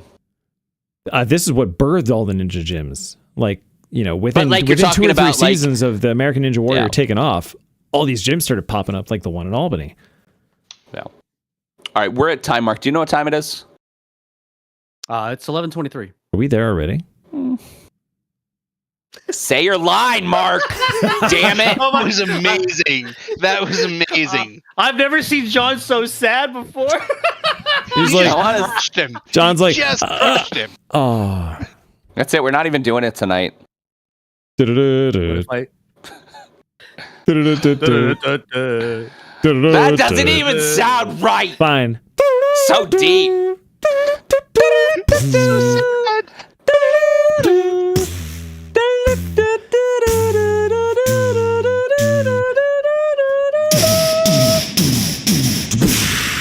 It's the final topic. Guys almost made me so Okay, sad. I lied. I got to do the reverb again. And now for something completely different. We've lost Mark. The Buss family has entered into an agreement to sell their majority ownership of the Los Angeles Lakers for approximately $10 billion. This marks the largest sale of a professional sports franchise in the world and an end of an era. Jerry Buss The Celtics. bought the Lakers in 1979 for $67.5 million in a transaction that included both the Los Angeles Kings and the LA Forum itself. He quickly launched the Showtime Lakers with the help of a young Magic Johnson and reinventing cheerleading and professional basketball overall. So after the sale of the Lakers and what they've stood for the last 46 years, what is the biggest change to professional sports do you think brought on by Jerry Buss's Showtime Lakers? And my first question is stupid. I think I wrote it wrong. Okay. So listen, Jerry Buss did a phenomenal job owning the Lakers because he made the Lakers who they are now. Before Jerry Buss, the Lakers were not that good of a franchise. I mean, you can't really name a single Laker prior to him owning the franchise. I mean, a lot of people even forget they were in Minneapolis before they were ever in Los Angeles. That's really why they're called the Lakers. There's not a lot of lakes in Los Angeles. I don't know if people realize that. Like they were the Minneapolis Lakers for the longest time. That makes more sense because Minnesota is a land of 1,000 lakes. Now he brought us Magic Johnson. Where's the Kareem. closest large lake to LA? Pete, you're missing the point. Stop it. So it's amazing that he. Well, Kareem was already on the team when he bought the team. Kareem was already on the team, but he grabbed Magic Johnson. I think so. He grabbed Magic Johnson because, Magic Johnson. He hired Paula Abdul and invented the Laker girls. I mean, invented them, right? He wanted to bring Vegas to NBA basketball, and I think he probably did. Absolutely, because the Lakers are a huge in the brand. early 90s, especially. The Lakers are a brand, so it's. I mean, there are aside from the Knicks, they're probably the most famous franchise in basketball, and They're definitely And the Celtics. Come on. $10 billion. Yeah. But keep in mind, though, the Celtics Bulls. sold for $6 billion. Yeah. Not the Lakers sold for 10. I mean, the Knicks are probably. LA's a are probably larger up there as market. well. There's a lot more people over there. Now, do I think that the franchise is going to change? By the way, I think you also missed part of the story of who he sold it to. Tell He us, sold Mark. it to essentially the guy that owns the Dodgers as well. Well, his So- daughter did. Interesting. Yes. Yeah. But essentially the same owner now owns the Dodgers and the Lakers. So, it's like the Pagulas times infinity. Yeah, these are way Because bigger Infinity. markets than the Pagulas double dipped in. Yeah. Yeah. Now, I did speak to our resident Laker fan, Hurston Martinez. Hey, Hurston. He is Hello. not a big fan of this deal. He is not a big fan. Because he doesn't like the way that the Dodgers are ran. Keep in mind, the Dodgers group also owns the LA Sparks. And the Sparks haven't been one of the better franchises out there. Is it possible, Now, the though, they could do this team right? Like, to talk to I you about mean- the Pagulas double dipping, the Sabres are a tire fire, but the Bills are doing pretty good. I mean, the Keep in Dodgers mind, are the NBA spending a still has a salary shitload of cap. money. Exactly. Major League Baseball does not have a salary cap. Mhm. Basketball does. So you have to spend your money efficiently and not just greatly. Right. It's true. And when you spend like $60 million on a 40-year-old athlete that should retire soon, yes, LeBron, I'm talking to you. Even he's not It's invincible. probably not a good investment. Now they did get a championship. I'm with really LeBron, glad but, LeBron listens to the show. He does. Hey, LeBron. I mean, I at least know Why Bronny not? does. Well, he'll get something from my rant about passkeys. yeah, I mean, hey, he's got to have a career after basketball. Maybe it'll be into that. Yeah. So, I mean, now Jeannie Buss is still, I believe, going to be president of the team for a little while they do the transition. There's a weird turn. There's a weird position she has. She's like chancellor or something stupid Chancellor. of the Lakers. Chancellor of the Lakers. It's essentially First just of her being, name. like, it's a position so that they can like fully transfer the ownership because it's going to take a Yes. while Keep her in the for them payroll. to fully take it over. Okay. Yeah. Do I think anything's going to change with the new ownership? I actually don't because the Busses still spent money like people in LA do. I mean, So- are they retaining a lot of like the upper management stuff, or do you feel like they're going to just clean house once Wait, everything's it's $10 billion. They're getting out of the business. $10 billion. Yeah, I mean, that's I know. What would you do for $10 billion? I'm saying not them, but like the other execs that are currently working there on a payroll and not $10 billion richer after this sale. Like, are they I going mean, to retain? I'm sure.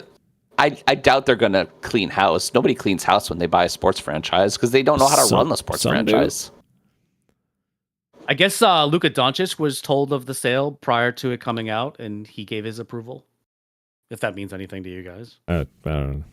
I mean, I know it does to Will. Oh yeah. Yeah, No, I mean- that's what I was thinking about. I think that we have to just. It's so interesting that the Lakers are getting sold, and I think it is because of all the sports franchises. If you could name 10 sports franchises across all sports, the Lakers would come up on every list, and Yes, they'd come up high totally. on every list. Yes. right. And so, Lakers, Yankees, Cowboys, those are like the mighty Yes. franchises. right, Correct. and so the first question is why now? Right, and maybe just because Jeannie Buss is getting old, Jerry Buss is dead or very old. I don't even. I'm gonna look it up. I'm gonna ask. I'm gonna. Difference, really. I don't Maybe think he's both. dead yet. But Jeannie Buss is definitely a little. No, he died. He died 12 he years did. ago. Whoa, Yeah, he- jeez. Okay. He died. He's been dead for 12 years. Oh, so that's very dead then. We're Very so dead. current. We're He so died. current. He Please take died that out when of he the was show. 80. Just got some bones Please left. take that out of the show. Jeannie Buss is 63. Actually, she looks like she's a rich woman. She looks really good for 63. Shit. I mean, I don't think she wants to run the team anymore. No, she obviously doesn't. She obviously doesn't. Obviously doesn't. She has no interest. And I mean, everything I know I about guess she Jerry didn't Buss. have any kids, huh? While Jerry Buss was a genius, he was a bit of a scummy businessman, and Never mind like that.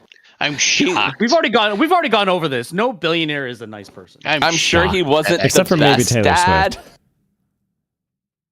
So I'm sure this whole situation is very like, I'm taking my money when I'm old enough to really enjoy it. I don't know. Yeah, Jeannie Buss did not have any kids of her own, Well, so I don't know who they have to really pass the torch on. Anyway, are we done? Yes. Well, I think so. do we have time for a quick public service announcement? Certainly. Hell yeah. Do it. If you're living in central New York, be on the lookout for a wallaby named Mac. It escaped from a private zoo Oh, no. about on Wednesday, late Wednesday night. So that would be when was Wednesday? How does time work again? It was the day Yeah, before today. I guess the 18th. Yep. So yeah, if you're in central New York, they're like a miniature kangaroo, about 30 pounds. It says here. So. Or wallaby. Okay, Oh, so that's not very wallabies are big. kangaroos and That's really dingoes are small. like wild dogs. Yes. All right. Cool. Yeah. I think that's right. A dingo ate me baby. That was, Yo, yeah, it was and shout like- out, that's a Buffy shout out right there. So I know from personal experience that if you try I think and that's say Seinfeld, that Pete. to an was- Australian person, It was the they name get of a little Seth Green's offended. band as well. No, that actually get- happened. There was a thing that happened in Australia where a Oh, no. dingo ate someone's baby. Oh, and jeez. Oh, no. he was like, I said that as a joke, and this guy's like, he was the nicest guy. He was one of those guys. He was like, he was That's over not here cool, though. on like on a work visa, and he was this cool guy. And I made that joke, and his demeanor instantly changed, and he was like, the entire country of Australia is really tired of that joke. So no. Well, that's Yeah. even worse than knowing that was in Buffy. yeah, So Like, that was the dingoes are guy's freaking band name. That's terrible. Dingoes are like wolves. it's like a wolves. wild dog thing. I don't know. Yeah. Everything in Australia is trying to kill you. And a Yeah, I was gonna Wallaby say, is this really adorable. surprising for Australia? Like they have, And they- well, most people have like rain season or like snow season. Australia has spider season, where spiders just rain from the sky. Well, I learned everything I thing. know about Australia from Crocodile Dundee. Yeah, Crocodile Dundee says everything in Australia is trying to kill you, and I Correct. believe him. Yes. Well, everything can kill you in Australia. Just Except for Australians, which are lovely. Hey, Australia. yeah, exactly. I mean, polite, yes, that but is if better. provoked. So that has been our topics. We will be back next week for, believe it or not, our 100th episode, and we will have a surprise. We will have a surprise for our viewers and listeners. In the meantime, you can catch up on old episodes on our YouTube channel, www.youtube.com/@iftheseballspod. And don't forget to subscribe to us by tickling that little bell.